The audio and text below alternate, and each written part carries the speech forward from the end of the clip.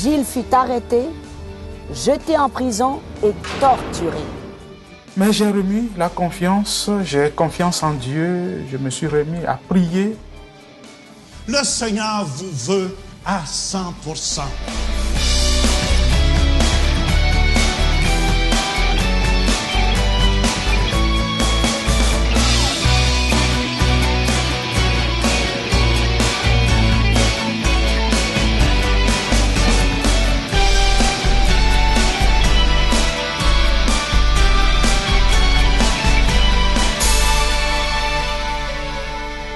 J'ai été mis en prison, torturé, et c'est en prison que Dieu s'est révélé à moi.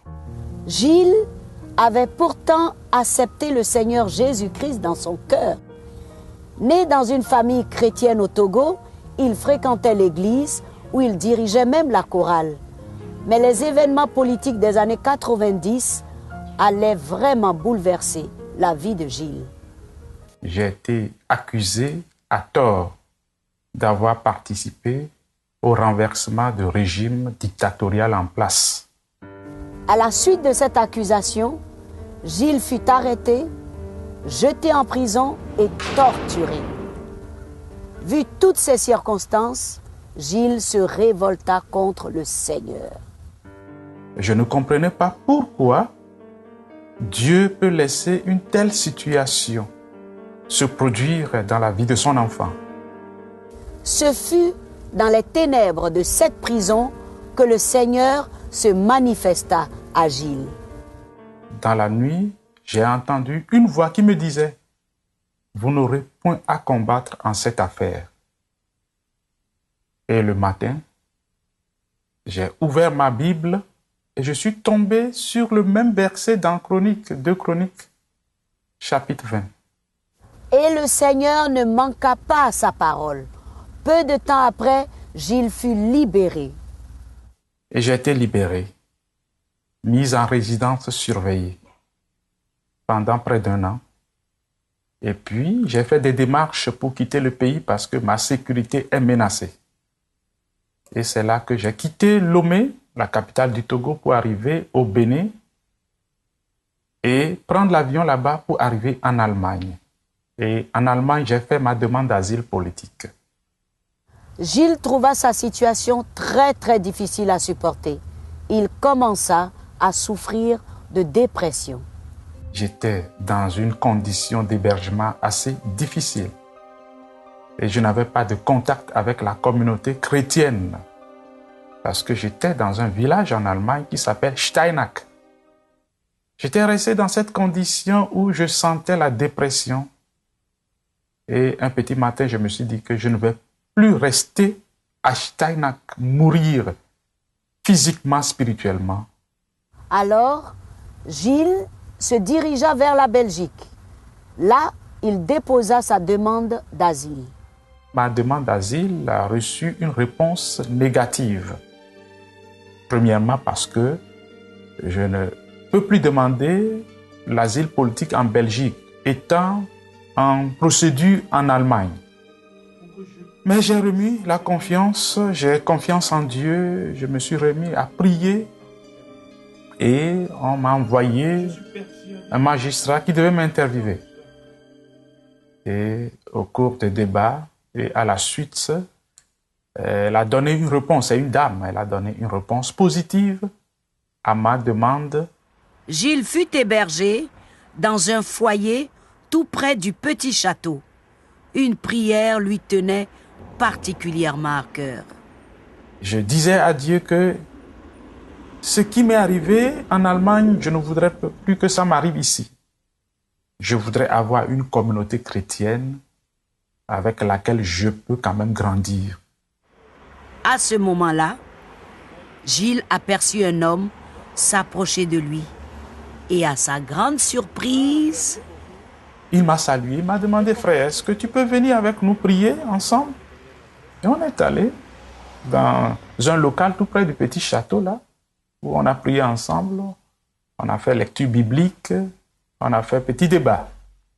Et le dimanche, il s'en est suivi, il m'a invité à l'église et il m'a donné l'argent. Il a envoyé quelqu'un pour venir me chercher. Gilles était très content d'avoir finalement trouvé une église à laquelle il pouvait se joindre. Et c'était l'église Chrétien Sainte. Et j'étais vraiment content. J'ai pu retrouver une famille chrétienne vivante. Et j'étais très content dans l'espoir de revenir chaque dimanche. Hélas, dans la semaine, c'est une décision officielle qui est tombée comme quoi je dois quitter le foyer et que je dois être hébergé, trouver un appartement à Rhodes-Saint-Genèse. Et c'est ce qui a été fait. Malheureusement, je n'ai pas pris les contacts, les coordonnées nécessaires pour contacter Evangelos. C'est ainsi que Gilles fut à nouveau séparé de la communauté chrétienne.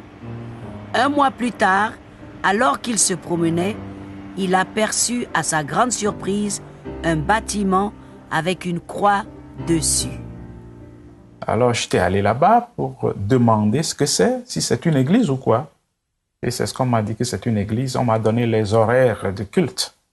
Et le dimanche qui s'en est suivi, j'étais allé au culte. Et qu'est-ce que je vois? Je vois Evangelos. Sans le savoir, Gilles avait retrouvé l'église. L'église qui n'était qu'à quelques mètres de son appartement. J'ai été surpris de voir Evangelos, de voir les autres. Et c'est là que j'ai repris cette église continuellement. Et c'est à quelques mètres de chez moi. Et dire que Dieu a tout fait pour me trouver un appartement tout près de l'église. Alors que moi, je me plaignais. Alors que Dieu est en train d'arranger seulement la solution, de trouver la solution pour moi. Gilles avait laissé sa femme au Togo. Il savait qu'il devait entreprendre des démarches afin qu'elle puisse venir le rejoindre. Je priais, j'ai pris 3 jours de prière et jeûne. Et j'étais allé dans une agence pour demander les renseignements à propos des billets et faire la réservation sans avoir un sou pour payer le billet. 3 jours plus tard, le pasteur de Gilles lui remit une enveloppe de la part de sa femme. J'ouvre, je trouve 10 000 francs belges. J'ai remercié Dieu parce que je suis au 3e jour de prière et jeûne et que voilà quelqu'un qui vient, un pasteur, mon pasteur qui vient et qui me donne une enveloppe contenant 10 000 francs pour un sujet que je suis en train de parler avec Dieu concernant donc la venue de ma femme. J'ai pris l'enveloppe, j'ai remercié Dieu, je lui ai dit, tu as commencé quelque chose, je crois que tu vas terminer. Parce que le billet est plus grand que ce que je viens de recevoir. La semaine suivante, Gilles reçut du courrier. J'ouvre ma boîte, je trouve une lettre de Raymond et André Debondrider, un couple qui m'avait aidé lorsque j'étais incarcéré au Togo. L'enveloppe contenait un chèque de 50 000 francs. Je l'ai pris, j'ai dit, mais Dieu, que tu es magnifique. Dans la semaine, voilà, mon ancien pasteur qui a été affecté sur Paris, il m'a appelé pour me dire, mais Gilles, est-ce que tu as un projet pour ta femme? Je dis, bien sûr. C'est pour la faire venir ici, il dit. Mais qu'est-ce que tu attends? Je dis, les papiers. Je n'ai pas de papiers en ordre pour faire le regroupement familial. Alors mon pasteur qui me dit, écoute, Gilles, je peux faire l'invitation à ta femme pour aller prendre le visa. Alors, c'est ce qu'il a fait.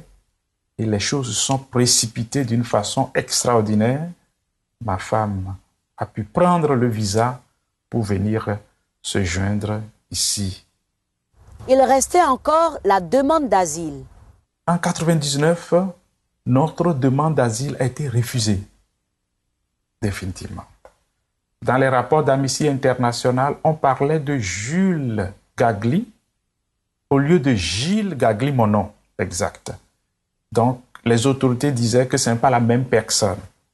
Ma demande a été refusée et que j'ai risqué l'expulsion. J'étais resté dans la clandestinité parce que j'ai quitté Rhodes avec ma famille pour aller rester dans Bruxelles. Mais Gilles en avait marre de se cacher. Un jour, je me suis dit non, cette situation ne peut plus durer. Nous n'avons pas de papier, et nous n'avons pas de l'aide sociale. Nous vivons dans une maison vraiment délabrée, dans des conditions déplorables, difficiles. Non, il faut qu'on avance. Et ne pas avoir peur à la police chaque fois qu'on sort. À ce moment-là, Gilles prit une décision. Il allait risquer le tout pour le tout. Et alors j'ai demandé l'adresse du roi de Belgique. Et les gens m'ont dit, mais le roi ne s'occupe pas de ses affaires de demande d'asile. Mais j'ai insisté à ce qu'on me donne cette adresse. Et cette adresse m'a été donnée. Et j'ai écrit au roi. 3 jours plus tard, Gilles reçut la réponse tant désirée. Sa demande d'asile fut acceptée. Et nous avons eu le séjour illimité, définitif. Aujourd'hui, Gilles ne peut que remercier Dieu pour toutes ses bénédictions. Jésus est tout pour moi. Jésus est la lumière de ma vie. C'est lui qui me conduit. Et je dois vous dire que, comme lui-même il a dit, si vous demeurez en moi et que mes paroles demeurent en vous, demandez ce que vous voulez et cela vous sera accordé. Et la leçon apprise est très significative. Tu peux marcher dans ce monde infernal parce que même si tu traverses le désert, il est là pour faire tomber la pluie dans le désert. Gilles, merci de ce témoignage. Jean, souvent, on est emprisonné. On peut être emprisonné physiquement, mais on peut aussi être emprisonné dans notre âme. Puis là, on en veut aux gens, puis on a de la vengeance dans notre cœur contre quelqu'un. C'est important de pardonner. Moi, en tout cas, je trouve que c'est important. Joseph, dans la Bible, il a été faussement accusé, Louise aussi. Puis je pense que ce qui est important, à travers des épreuves, à travers des situations qu'on passe, Louise, à travers dans la vie, il faut apprendre à placer toute notre confiance dans le Seigneur. Puis moi, je vous encourage aujourd'hui, là, placez toute votre confiance. Peu importe votre situation, faites confiance à Dieu. Et je vous dis que Dieu va prendre soin de votre situation à la maison. C'est aussi, Jésus est notre justice. C'est lui qui nous venge, dans le fond, de nos ennemis. Alors, c'est pour ça qu'il faut prier pour nos ennemis, il faut les bénir. C'est le contraire de ce que le monde nous enseigne. Il faut pardonner à ceux qui nous font du mal, puis les bénir. Moi, je dis, faisons une prière tout ensemble. Faites juste se répéter simplement après moi. Si vous avez de la difficulté à pardonner, Seigneur, je pardonne. Seigneur, je pardonne. À tous ceux qui m'ont fait du mal. Tous ceux qui m'ont fait du mal. Viens prendre ces gens-là, Jésus. Prends ces gens-là, Jésus. Et bénis-les aujourd'hui. Bénis-les aujourd'hui. Je te demande, Seigneur, de prendre cette épreuve dans ma vie. Prends cette épreuve dans ma vie. Je remets tout sur tes épaules. Tout sur tes épaules. Et je me confie en toi. Je me confie en toi. Amen. Amen. Alors, ceux qui ont besoin de plus de prières, téléphonez-nous au numéro qui passe au bas de l'écran, Louise. Amen. Jean a commencé une série, si tu sais, sur l'enfer. Alors, c'est vraiment une série qui peut bouleverser. Mais je vous demande de rester à l'écoute parce que la parole de Dieu, c'est une parole de vie. Puis on va aller écouter maintenant l'enfer au Centre Éveil International. Savez-vous pourquoi le fameux explorateur sous-marin Jacques Cousteau cessa de plonger en mer profonde? Juste avant de mourir, il est dit qu'il cessa à cause que lors d'une exploration d'une caverne sous-marine très profonde, il a entendu les hurlements et les cris des gens. Et vous savez que le triangle des Bermudes, c'est un des endroits où la Terre, elle est faite comme un œuf. Et le triangle des Bermudes se trouve à l'endroit où la Terre est le plus mince. Puis écoutez bien ici, qu'est-ce qui s'est produit à une autre occasion? Un des hommes de Cousteau, qui était dans une cloche sous-marine, dans une des tranchées la plus profonde du triangle des Bermudes, a aussi eu une expérience similaire. Il a signalé à la surface afin que d'être remonté immédiatement. Après avoir été ranimé de son choc, il a raconté à ses compagnons son expérience terrifiante d'avoir attendu des cris horribles de gens en souffrance.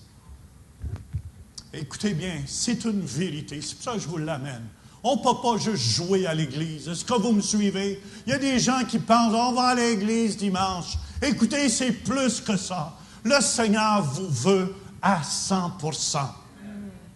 Moi, quand j'étais jeune chrétien, j'ai vécu une expérience et dans cette expérience-là, j'ai entendu, parce que la Bible dit, écoutez bien, dans Matthieu 25, 30, « Et le serviteur inutile, jetez-le dans les ténèbres du dehors, où il y aura des pleurs et des grincements de dents. » Et j'ai entendu de mes oreilles, quand j'étais jeune chrétien, et pendant des mois et des mois, je ne vous dis pas ça pour vous faire peur, c'est une réalité. Je ne prêche pas l'Évangile par accident. Est-ce que vous me suivez? Soir après soir, je me faisais réveiller à côté de mon lit par un son énorme, un monstre qui venait dans ma chambre et j'étais réveillé. Est-ce que vous me suivez? Ce n'est pas en rêve. Et pendant 3 mois, c'était tellement fréquent que je disais, Seigneur, j'ai quasiment peur de te suivre. J'ai quasiment peur de la réalité de ce qui se passe.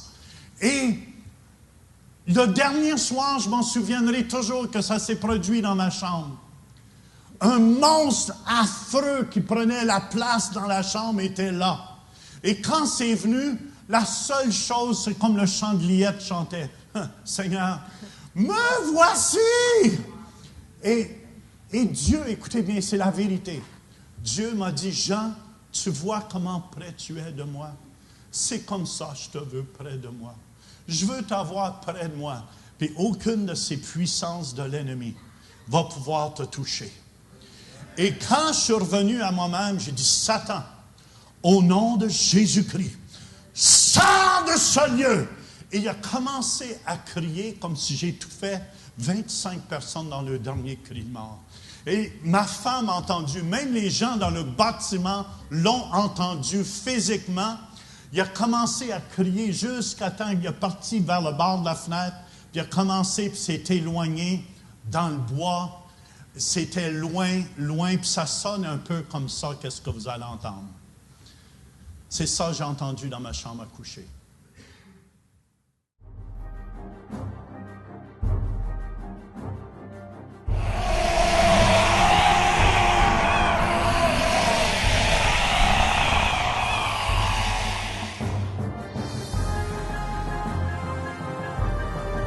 Jusqu'à temps que ça disparaisse. Et ça a duré longtemps, longtemps, longtemps. Jusqu'à temps c'était loin dans le bois. Frères et sœurs, ces choses-là, puis je suis certain qu'il y en a d'autres, qu'il y a des gens qui m'ont envoyé des lettres qui disent « J'ai vécu des expériences semblables. » Et la Bible dit, je crois qu'au centre de la terre, au moment où je vous parle, écoutez, ça va venir plus positif en finissant. Parce que, écoutez bien, au centre de la terre, il y a un lac de feu. Il y a un lac de feu. Ça a l'air, c'est plus puissant que le soleil. La chaleur qui est dégagée du lac de feu. C'est pour ça, si vous avez remarqué ces versets, dans Marc chapitre 9, verset 43, « Si ta main est pour toi une occasion de chute, coupe-la. Mieux vaut entrer manchot dans la vie que d'avoir 2 mains et d'aller dans la géhenne, dans le feu qui ne s'éteint point. » Il y a un feu qui s'éteint point. Si ton pied est pour toi une occasion de chute, coupe-le. Mieux vieux entrer boiteux dans la vie que d'avoir les 2 pieds et d'être jeté où? Dans la géhenne, dans le feu qui ne s'éteint point. Et si ton œil est pour toi une occasion de chute, arrache-le. Mieux vaut pour toi entrer dans le royaume de Dieu n'ayant qu'un œil que d'avoir 2 yeux et d'être jeté dans la géhenne, où leur ver ne meurt point et où le feu ne s'éteint point. Et on sait, à la fin de tout, après le millénium qu'il va avoir, je n'ai pas le temps de tout vous enseigner là-dessus, mais il va avoir la deuxième mort. Ça veut dire tous ceux qui sont morts vont être ressuscités pour le jugement final de Dieu. Apocalypse 20, versets 14 et 15, le dernier jugement. Et la mort et le séjour des morts furent jetés dans les temps de feu. C'est la seconde mort, les temps de feu. Quiconque ne fut pas trouvé écrit, écoutez bien, dans le livre de vie, fut jeté dans les temps de feu. Amen. Écoutez bien ici ce qu'un géologue a trouvé. Okay. En 1926, le géologue Sir Harold Jeffreys a vérifié qu'au cœur de la Terre contenait un lac de feu. Finalement, la science a dû se repentir et reconnaître qu'après des millénaires de toutes sortes de fausses théories, qu'il y avait vraiment un lac de feu au centre de la Terre. Elle n'avait pas d'autre choix. La preuve scientifique est trop évidente. Mais il n'avait pas cette preuve au temps de Jésus, où Jésus a marché sur cette terre il y a 2000 ans, car la science n'avait pas encore réalisé qu'il y avait un lac de feu, pas avant 1926. Alors, quand Jésus en a parlé, c'est qu'il y avait des révélations qui venaient directement du trône de Dieu. Amen. Puis, vous devez comprendre que l'enfer, les gens disent, ça va être un party. Tu ne pourras même pas voir l'autre personne qui est là. Tous ceux qui ont expérimenté, il y a des gens qui sont morts physiquement, amen, qui ont vécu l'enfer.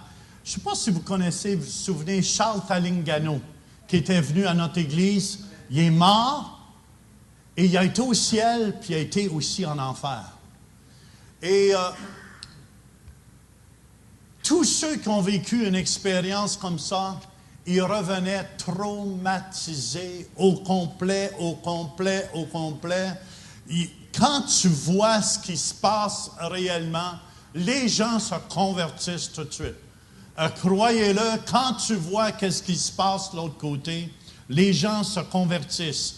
Pourquoi? Parce que c'est une place, le diable est venu pour vous égorger, vous détruire. Puis Christ est venu pour vous donner la vie, puis la vie en abondance. Amen. Voyez-vous la différence? Le diable vous haït. Il ne veut pas que vous sachiez que si vous n'avez pas Jésus, vous n'entrez pas dans le royaume de Dieu. Amen. Jésus est le seul chemin qui mène au Père. Jean, dans l'enseignement, tu nous as parlé du livre de vie. Je pense que les auditeurs à la maison, ceux qui nous écoutent à la maison, ne comprennent pas ce que ça veut dire le livre de vie. Parce que moi-même, avant de connaître Jésus, je ne connaissais rien de ça. Alors, explique-nous donc un petit peu qu'est-ce que c'est. Écoutez bien, Dieu nous dit que si notre nom n'est pas écrit dans le livre de vie, on ne peut pas entrer dans le royaume de Dieu. Mais comment est-ce que ton nom peut être écrit dans le livre de vie? C'est en donnant toute notre vie, Louise, à Jésus.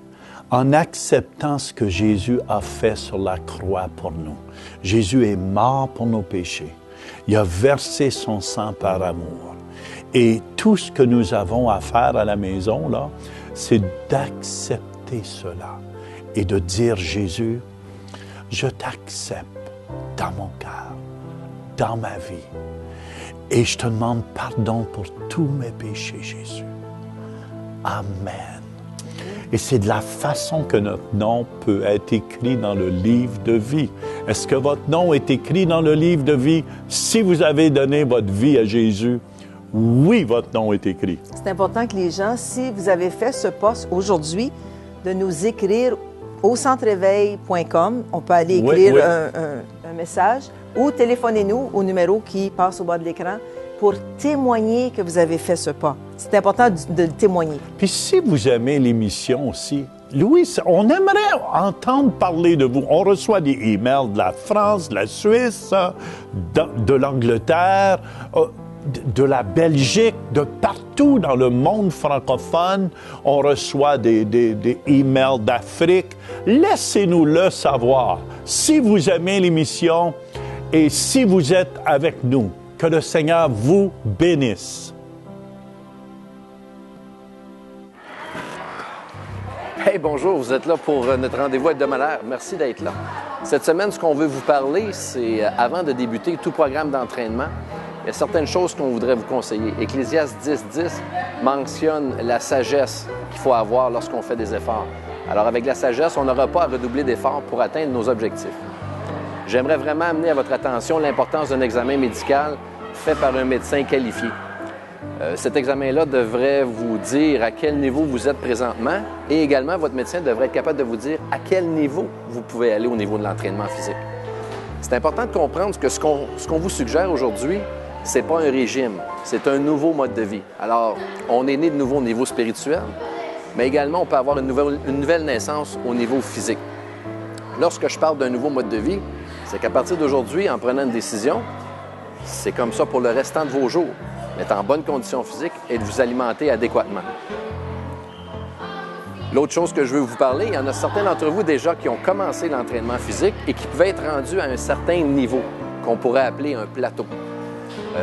Par expérience personnelle, j'ai vécu qu'on a une certaine connaissance et qu'à un moment donné, comme la parole de Dieu le dit, mon peuple se meurt par manque de connaissance. Alors, pour aller à des niveaux plus élevés, souvent, on doit recourir à des entraîneurs spécialisés, des gens qui font ça à tous les jours de leur vie et qui ont également étudié dans ce domaine. Pour ma part, je suis arrivé à certains plateaux au niveau entraînement physique. J'ai dû aller consulter des gens qui connaissaient l'entraînement physique beaucoup plus que moi et qui ont été capables de me donner un programme d'entraînement. Je vous parle de programme d'entraînement parce qu'il faut que vous vous fixiez vos propres objectifs, à savoir où vous êtes maintenant et où vous voulez être. Pas par rapport aux standards des autres, mais par rapport à votre standard à vous. On a tous une conscience et on sait, si on est rendu à un certain niveau de notre santé en souffre, qu'il faut commencer un programme d'entraînement physique et changer nos habitudes de vie. Je réemphase, la semaine passée, on avait parlé d'alimentation équilibrée. J'espère que vous avez pris une décision d'éviter les aliments qui sont moins bons pour vous et de pencher plus vers fruits, légumes et des repas équilibrés. Je dois retourner à l'entraînement parce que je n'ai pas encore fini. Alors, souvenez-vous, le Seigneur a à cœur votre santé.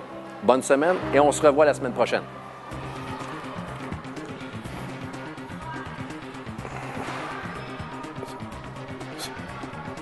Visitez le site web centreréveil.com pour participer à nos services en direct.